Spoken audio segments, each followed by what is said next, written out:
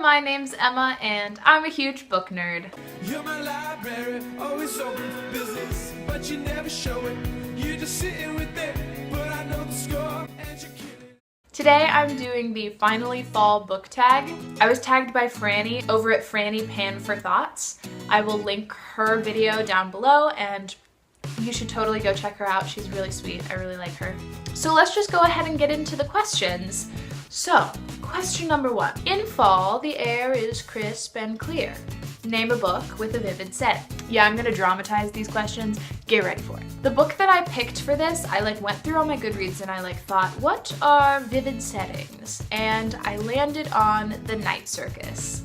I know a lot of people are mad fans about The Night Circus. I really, really enjoyed it. I don't think I'm as obsessed with it as some other people are, but I think it's really good, especially for fall. It does have a very vivid setting, and the setting is very fall. It's a circus, and you can basically smell and hear the sounds of the circus, and it's really great. I highly recommend checking it out, especially if you're into those quirky stories that have magic and circuses and tournaments. I don't know if that's a thing that is common, but it's present in The Night Circus, so yeah, read it. Okay. Question number 2. Nature is beautiful, but also dying. Global warming, people. Name a book that is beautifully written, but also deals with heavy topics like loss or grief. So for that book, it was a very obvious pick for me. You will not be surprised. It's A Monster Calls by Patrick Ness. Ha! Duh! So this book is beautifully written, very poetic, and it deals directly with grief and loss. This book is about a little boy whose mother is dying of cancer, and one night he's visited by a monster. And that's all that you really need to know, because it's great, and you're gonna sob your eyes out from start to finish. I've read this book 3 times, cried all the way through, all 3 times, seen the movie. It's really great. You should watch it. Yeah, I have a whole video on how much I love this book. I will link that down below as well, and you can totally check it out. Question 3. Fall is back to school season.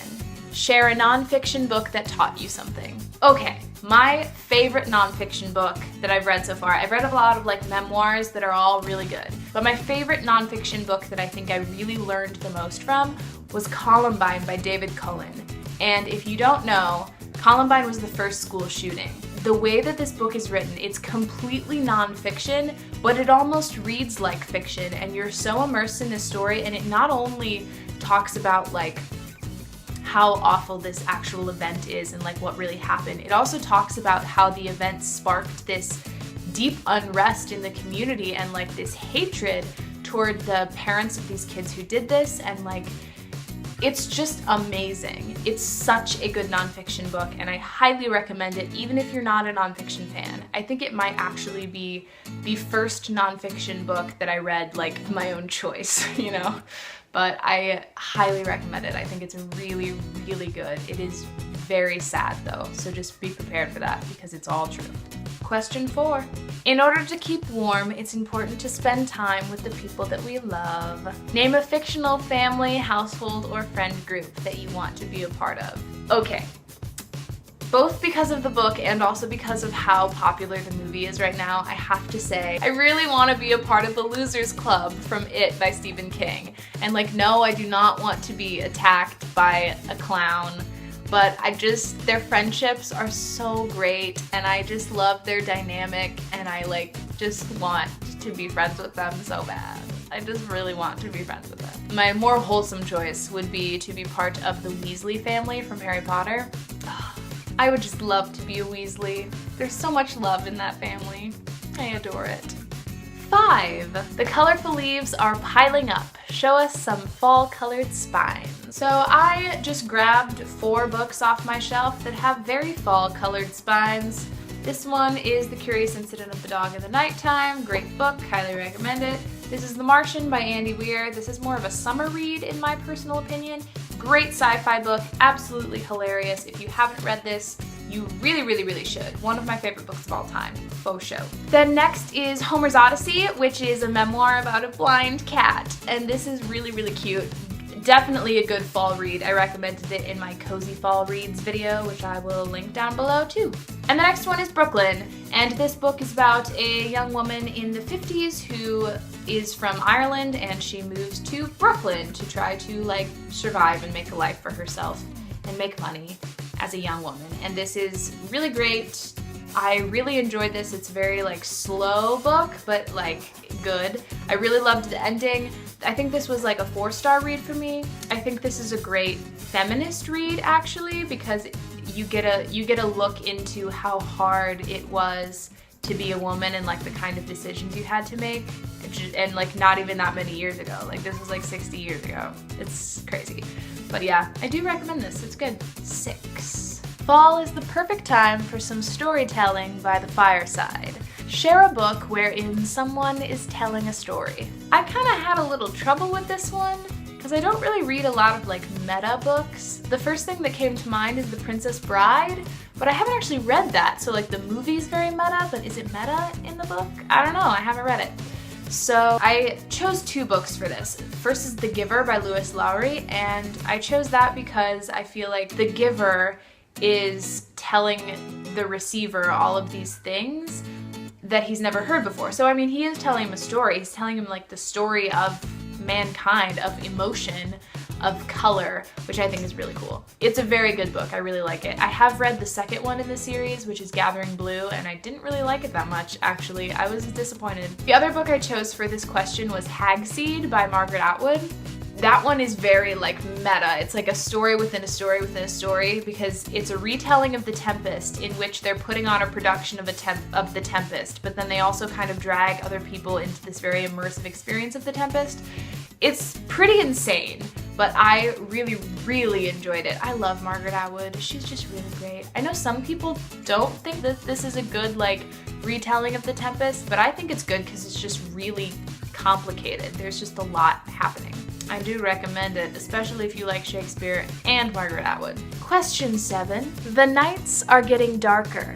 Share a creepy fall read. Boy, do I have a creepy fall read for you. This is Night Film by Marisha Pessel. I think that's how you pronounce her name. But this book is very, very dark in the like literal sense that in my imagination, every scene in this book is very like dimly lit, literally. It's also very creepy because it's just confusing. You're like, I have no idea what's happening at all, ever, and I'm okay with that, maybe. I know some people don't like this because of how confusing it is. I think it's really interesting because it's just like a total trip where you're just like, I don't know what's happening. It's like this man finds out about this woman, the daughter of a famous film director, commits suicide, but this one guy, our main character, doesn't think that she has committed suicide. So he basically goes on a quest to try to find out what actually happened to her. And he gets dragged into this weird world that this horror film director has like created in his estate, and it's really creepy and just like confusing. There are like horror stories created within this story, and like I don't know how to explain it. It's just so weird and you never quite know what's happening. But there are these really great, like, as he's researching and like trying to figure things out, some of the pages are like pages of his research or whatever. This kind of reminds me a little bit of House of Leaves, if you've read that, but I think this is a little less confusing than House of Leaves. House of Leaves is like on a whole nother level where you're not sure if you're reading a book or if you're suddenly sucked into some horrifying real life thing. That one like really messes with your head. This one's slightly less terrifying. So I would recommend starting with this one, and then if you like it, maybe graduating to House of Leaves. Number 8. The days are getting colder. Recommend a short, cozy read that will warm up anyone's cold, rainy day. For that, I chose Homer's Odyssey, A Fearless Feline Tale, or How I Learned About Love and Life with a Blind Wonder Cat. And this is a memoir about a woman who adopts a blind cat, and it's so sweet. I also talk about this in my Cozy Fall book recommendations video, which I'll link down below. But it's just really, really beautiful, and it's light. It's also really heartwarming, and there is more than this to just talking about a cat. She like learns about life. I recommend it. Fall returns every year. Name an old favorite that you'd like to return to soon. And for that, I'm just Harry Potter. It's up on the shelf. I didn't want to get it down because it's just a lot of work, so it's just up there. But Harry Potter, all of it. I want to read the whole thing again, always. It just makes me feel very fall. I am rereading the books right now using the illustrated editions, which are beautiful. I highly recommend you look at those if you're a Harry Potter fan because they're so gorgeous. And the third book is coming out soon, October 3rd. It'll actually probably be out when this video goes up, so that's exciting. 10. Spread the autumn love and tag some people! I don't actually know who I'm gonna tag quite yet, so I'm gonna put that down in the description. I have some ideas, but I don't want to like name some people and not name everyone because I feel like that'd be rude. So I'll just put those down in the description and check out all of their channels, all their videos, because I'm sure whoever I choose, I'm really gonna like. So go look at them. And if I didn't tag you directly, please feel free to go ahead and do this video and say I tagged you. Just do it. It'd be free. It's fun. I love it. Well, thank you so much for watching this fall video. I hope that you're having a wonderful, cozy fall season, and I hope that you've enjoyed this video. And if you did, please like and subscribe and comment down below, and I will see you soon for another video. Bye!